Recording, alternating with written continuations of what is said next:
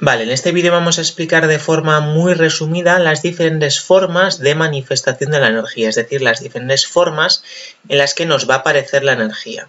La primera de ellas es la energía cinética y está relacionada con el movimiento que tienen los objetos o los cuerpos, ¿vale? Su fórmula es 1/2 de la masa por la velocidad al cuadrado. Si metemos todas las unidades en sistema internacional, es decir, la masa del cuerpo en kilos y la velocidad que lleva en metros segundo, obtendremos la energía cinética en julios. Como podemos observar, cuanto mayor sea la masa del cuerpo, mayor será su energía cinética, ya que estas dos magnitudes son directamente proporcionales. Y además también observamos que cuanto mayor sea la velocidad, mayor será su energía cinética. Y además, si doblamos la velocidad que lleva el cuerpo, la energía cinética se multiplica por 4, ¿vale? Debido a este cuadrado, es decir, aumenta en mayor medida. Luego tenemos la energía potencial, ¿vale? En este caso vamos a estudiar la energía potencial gravitatoria. Existen otras como la elástica o la electrostática, pero nosotros solo vamos a ver la potencial gravitatoria y está relacionada con la posición o la altura que tiene el objeto dentro del campo gravitatorio, ¿vale? Su fórmula es masa por la aceleración de la gravedad por la altura, ¿vale? La masa en kilogramos, la aceleración de la gravedad en metros segundo al cuadrado en el sistema internacional y la altura en metros. Y una vez más obtendremos esa energía potencial en julios, ¿vale? Observamos que cuanto mayor sea la masa, mayor será su energía potencial y lo mismo ocurre con la altura, ¿vale? Por último, tenemos la energía mecánica, que es la suma de la potencial, ¿vale? En este caso la potencial gravitatoria, y la cinética. Si tuviéramos otro tipo de energías potenciales, aquí también las tendríamos que sumar, ¿vale? Y una cosa a tener en cuenta es que si en un sistema, ¿vale? En un cuerpo únicamente actúan fuerzas conservativas, y como ejemplo de fuerzas conservativas tenemos la fuerza gravitatoria y la fuerza eléctrica, ¿vale? Entonces la energía mecánica se conserva y la energía mecánica inicial será igual a la energía mecánica final. ¿Esto qué implica? Pues que la energía potencial que pierde un cuerpo, la va a ganar en energía cinética y viceversa. Es decir, si por ejemplo tenemos un objeto a una altura y lo dejamos caer, ese objeto irá perdiendo energía potencial, ¿vale? Porque va perdiendo altura, pero a su vez va a ir ganando energía cinética, ¿vale? Ese caso se cumple, es decir, la energía mecánica se conserva si únicamente tenemos en cuenta el peso, que es la fuerza gravitatoria, que es una fuerza conservativa, ¿vale? Si tuviéramos en cuenta la fricción, por ejemplo, con el aire, la energía mecánica en ese sistema no se conservaría, ¿vale? El ejemplo que vimos de una pista de skate, en el que tenemos en cuenta el rozamiento, entonces la energía mecánica no se conserva porque hay parte de esa energía que se pierde en forma de calor, ¿vale? La siguiente forma de manifestación de la energía es la energía eléctrica, ¿vale? Y esta es la que nos proporciona la corriente eléctrica, ¿vale? Su fórmula, ¿vale? Bueno, esta es una fórmula general, la energía eléctrica va a ser la potencia por el tiempo, ¿vale? Y en el caso de los circuitos eléctricos tenemos que saber que la potencia se relaciona con la diferencia de potencial o la tensión que tenga el circuito por la corriente o intensidad que circule por ese circuito, ¿vale?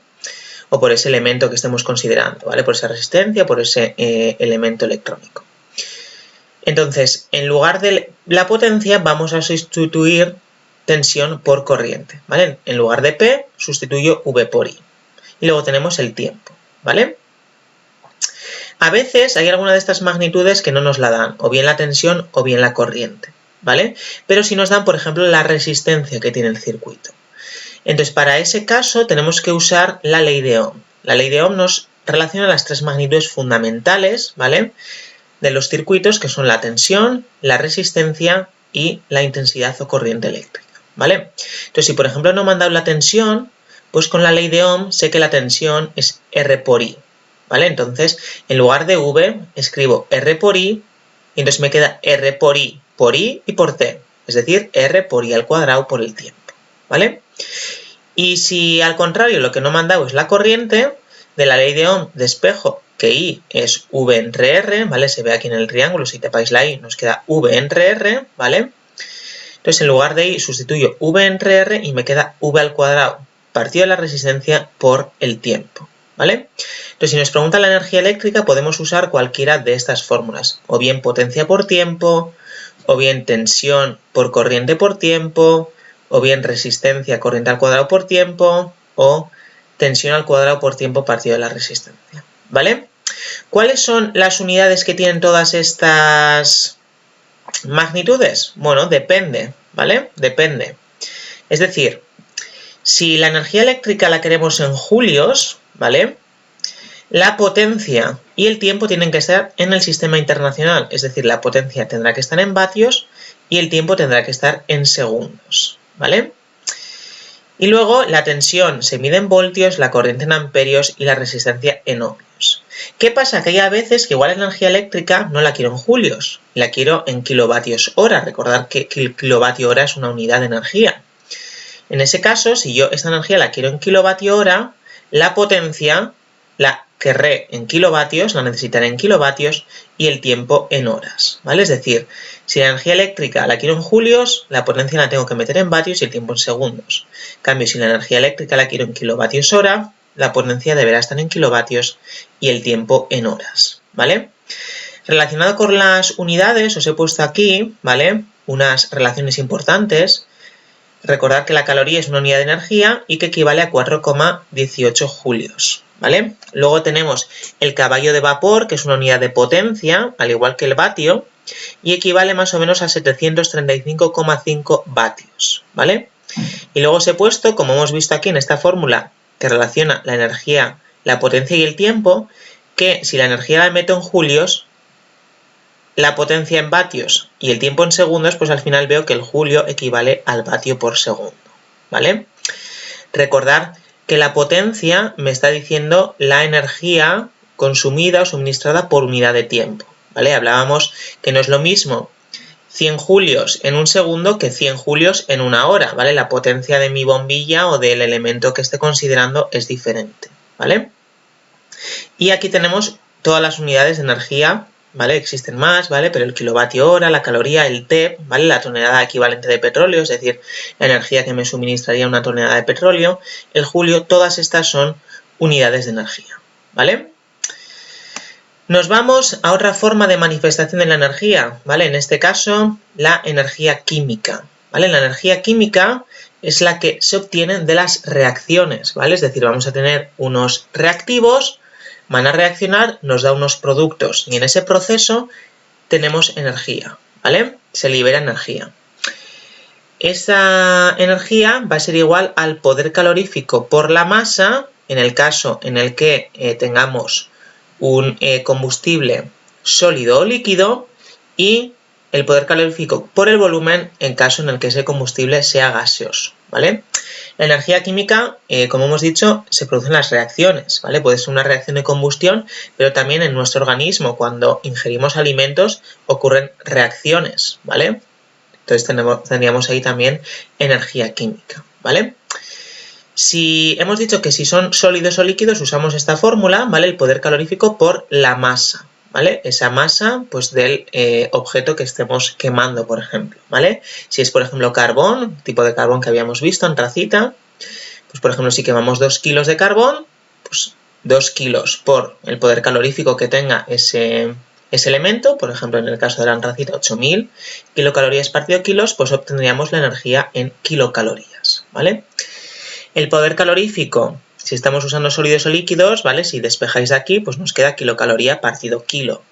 En cambio, si estamos con gases, nos quedaría kilocaloría partido metro cúbico, ¿vale? Porque este volumen está en metro cúbico, ¿vale? Por ejemplo, el poder calorífico del metano son 8500 kilocalorías partido metro cúbico, ¿vale? Recordad que el poder calorífico nos viene a decir la energía que suministra ese elemento por kilo, ¿vale? O por metro cúbico, es decir, la antracita, si yo tengo 1 kilo, me va a suministrar 8000 kilocalorías. Si yo tengo 1 metro cúbico de metano, me va a suministrar 8500 kilocalorías, ¿vale? Luego tenemos la energía nuclear, ¿vale? La energía nuclear está relacionada cuando rompemos o unimos núcleos, ¿vale? Romper, fisionar, ¿vale? Un núcleo pesado para obtener 2 ligeros, o unir, fusión, ¿vale? 2 núcleos ligeros para obtener uno pesado, ¿vale? En esos procesos, cuando por ejemplo unimos 2 núcleos ligeros para conseguir uno pesado, La masa inicial que tienen esos dos núcleos ligeros y la masa final que tiene el núcleo pesado no es la misma, hay una diferencia de masa. Y esa diferencia de masa multiplicada por la velocidad de la luz en el vacío al cuadrado me da la energía nuclear, ¿vale? Que se obtiene de romper o unir núcleos, ¿vale? De la fisión y de la fusión. La masa tiene que estar en kilos en el sistema internacional y la velocidad de la luz 3 por 10 a la 8 en metros segundo, ¿vale? Y obtendríamos la energía nuclear, ¿vale? Y por último, la última forma de manifestación de la energía que vamos a ver es la energía térmica, ¿vale? Que está relacionada con la agitación que tienen las moléculas, es decir, cuando tenemos un gas o cuando tenemos un elemento, dentro de ese elemento las moléculas se están moviendo y debido a ese movimiento, ¿vale? Tendrán una temperatura y tendrán una energía térmica, ¿vale? Y esa energía térmica se puede intercambiar de diferentes formas, ¿vale? Es decir, los objetos intercambian esa energía térmica de diferentes formas. La primera forma es la conducción, que se produce cuando hay contacto físico, ¿vale? Es decir, vamos a tener, imaginaos que tenemos aquí un vidrio, ¿vale? Por ejemplo, una ventana, tenemos el exterior a una temperatura y el interior a otra temperatura. Bueno, pues este vidrio, ¿vale? Que está en contacto, por ejemplo, una cazuela en contacto con el fuego, ¿vale? Cuando tenemos contacto físico, pues se produce un intercambio de energía térmica, ¿vale? ¿Cómo va a ser ese intercambio? De acuerdo a esta fórmula, ¿vale? Esta fórmula me dice que es el calor intercambiado va a ser igual a lambda, que es el coeficiente de conductividad, y que su unidad es kilocaloría partido metro, hora y grado, partido del espesor que tenga esto, ¿vale? Por la superficie de contacto, por la diferencia de temperatura entre los dos ambientes y por el tiempo de exposición, ¿vale? El tiempo que estemos considerando en horas, ¿vale? ¿Esta fórmula entonces qué me está diciendo? Bueno, pues dependiendo del material tendremos un coeficiente de conductividad, es decir, se transmitirá mejor esa energía térmica o peor, ¿vale? Os he puesto como ejemplo que el coeficiente de conductividad de la plata, por ejemplo, es de 360, pero en cambio del ladrillo es 0,33, es decir, la plata va a conducir mejor, ¿vale? Que el ladrillo, por eso su valor es mayor, es decir, el coeficiente de conductividad depende del material. Luego vemos que el espesor está inversamente proporcional. Esto significa que cuanto mayor sea este espesor, pues peor se conduce, ¿vale? Es decir, si yo tengo un vidrio que tiene un espesor muy grande, pues va a conducir peor, ¿vale? Le va a costar más. Cuanto mayor sea la superficie, pues más facilidad para ese intercambio de calor, ¿vale? Y luego, cuanto mayor tiempo estemos, pues más, ¿vale? Entonces, este calor se da en kilocalorías, ¿vale? De acuerdo al coeficiente de conductividad, ¿vale? Y algunas veces recordad que nos piden el calor por hora, ¿vale? Entonces este tiempo lo tendríamos que pasar dividiendo y tendríamos que obtener kilocaloría partido hora, ¿vale? La segunda forma de intercambio de energía térmica es la convección y esta se produce debido a fluidos, ¿vale? Es decir, los fluidos cuando se calientan tienen menor densidad y por lo tanto intentan subir, ¿vale? Y el fluido más frío baja. Entonces en ese flujo del fluido se intercambia energía térmica, ¿vale? La fórmula es la siguiente, ¿vale? Muy parecida a la de conducción, lo único que no tenemos aquí un espesor porque ya no hay un contacto, ¿vale? A va a ser el coeficiente de convección, ¿vale? Su unidad muy parecida a la de conducción, ¿vale? Pero en este caso tenemos metro al cuadrado m de metro, ¿vale? Va a ser kilocaloría partido metro al cuadrado, hora y grado. Recordad que para sacar esta unidad despejáis el coeficiente correspondiente, ¿vale? Entonces me va a quedar Q partido S partido una temperatura y partido un tiempo. Entonces la Q en kilocalorías, la S partido en metro cúbico, grados y hora, obtengo el coeficiente, ¿vale? La unidad. Esa es la superficie, ¿vale? Por ejemplo, si tenemos un radiador que queremos calentar una habitación que se va a calentar con el aire que hay en esa habitación, pues la superficie que tenga este radiador en metros cuadrados. El tiempo en horas y TF va a ser el objeto que transmite el calor, ¿vale? Normalmente el de mayor temperatura y TI la temperatura del fluido, ¿vale? En este caso vamos a calentar, ¿vale? El coeficiente de convección o bien nos lo dan, ¿vale? Por ejemplo, si nos dicen que es un líquido en reposo, pues el coeficiente es este. O si es un gas en reposo, por ejemplo el caso de una habitación, que el gas está en reposo, para calcular este coeficiente de convección tenemos que tener en cuenta cuál es la diferencia de temperaturas entre, por ejemplo, el radiador y la habitación que queremos calentar, ¿vale? Entonces, si esa diferencia de temperaturas es menor de 15 grados, el coeficiente de convección se calcula como 3 más 0,08 por esa diferencia de temperaturas, ¿vale? Por ejemplo, si esto está a 20 grados y nuestro radiador está a 50, pues 50 menos 20 es ese delta T, ¿vale? Y en cambio, si el delta T es mayor que 15, ¿vale? Que sería el caso que acabo de nombrar, el coeficiente de convección será 2,2 por esa diferencia de temperatura elevado a un cuarto, ¿vale? Y por último, la tercera forma de transmisión de la energía térmica es la radiación, es decir, por ondas electromagnéticas, ¿vale? Todos los cuerpos, por el hecho de tener una temperatura, emiten calor en forma de ondas electromagnéticas, ¿vale? La fórmula es la siguiente: C, el coeficiente de radiación, por S, la superficie del objeto que irradia, ¿vale? Es decir, pues cuanto mayor sea esa superficie, por ejemplo, en el caso de los humanos, pues cuanto mayor superficie tengas, más calor vas a irradiar, ¿vale? Y luego T2 entre 100 elevado a 4 menos T1 entre 100 elevado a 4 por el tiempo. T2 es la temperatura del objeto que irradia calor, ¿vale? Y este caso en kelvins, ¿vale? Y T1 es la temperatura del objeto irradiado en kelvins, ¿vale? El objeto que irradia es el que emite el calor y el objeto irradiado es el que recibe ese calor, ¿vale? El caso que veíamos, por ejemplo, de una lámpara, ¿vale?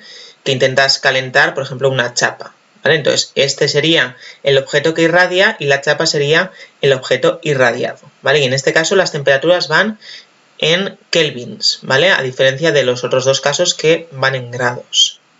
Y el tiempo en horas. Y para calcular este coeficiente de radiación tenéis que usar esta fórmula de aquí, donde C1 y C2 sean los coeficientes de radiación de los respectivos materiales, ¿vale?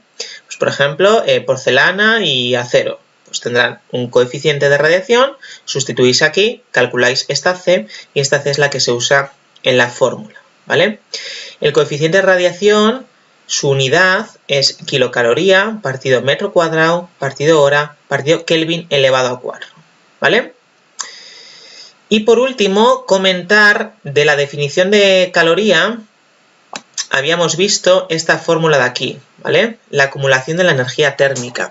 Habíamos visto que si, por ejemplo, queríamos calentar 1 gramo de agua y elevarlo 1 grado, ¿vale? Necesitábamos una energía de 1 caloría, ¿vale? Bueno, pues esto se relaciona con esta fórmula, ¿vale? Donde m es la masa del objeto que queremos calentar, ¿vale? Si el calor específico nos lo dan en kilocaloría partido kilogramo grado, pues entonces esa masa estará en kilogramos, ¿vale? Pero puede ser que esto esté en gramos y el calor específico también en gramos, ¿vale? Y Tf menos Ti es la temperatura final menos la inicial, ¿vale? Entonces, si por ejemplo yo quiero calentar 1 kilo de agua y elevarlo una temperatura, es decir, pasar de 19 a 20 grados, pues 20 menos 19, 1 grado.